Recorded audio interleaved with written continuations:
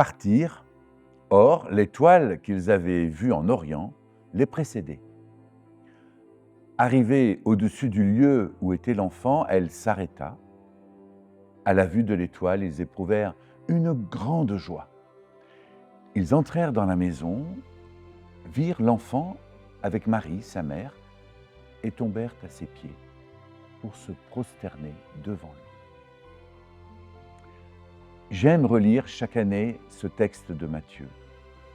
Des hommes venus de loin se prosternent devant ce bébé qui vient de naître, car ils le reconnaissent déjà comme le Christ.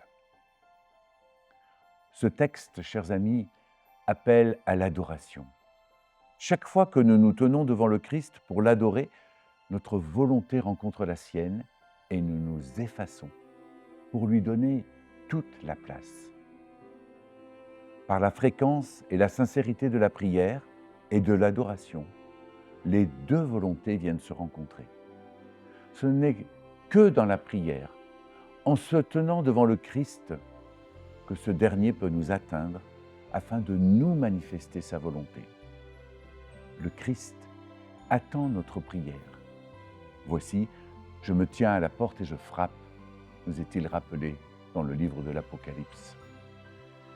Dans les évangiles, il nous est révélé l'importance et la nécessité de la prière, en insistant pour que nous prions toujours sans cesse et sans jamais nous lasser. Pourquoi ? Parce que c'est justement dans la prière qu'il nous révèle sa volonté et sa grâce. Et la prière n'est pas une action que nous faisons, mais un état.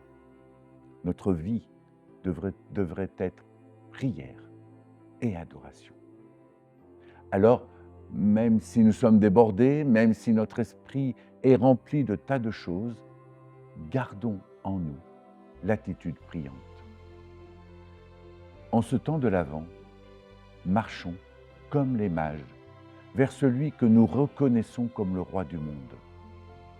En ce temps de l'Avent, sachons garder un esprit de confiance malgré tout.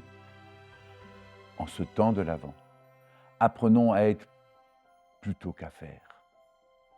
C'est la façon dont nous allons vivre ces temps de l'Avent et de Noël qui va donner sens à cette fête que nous allons célébrer en famille, avec des amis, en Église.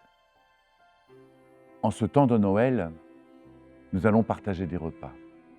Quand on mange ensemble, les cœurs se rapprochent. Il y a quelque chose qui se passe à un niveau qui ne dépend pas de la logique humaine.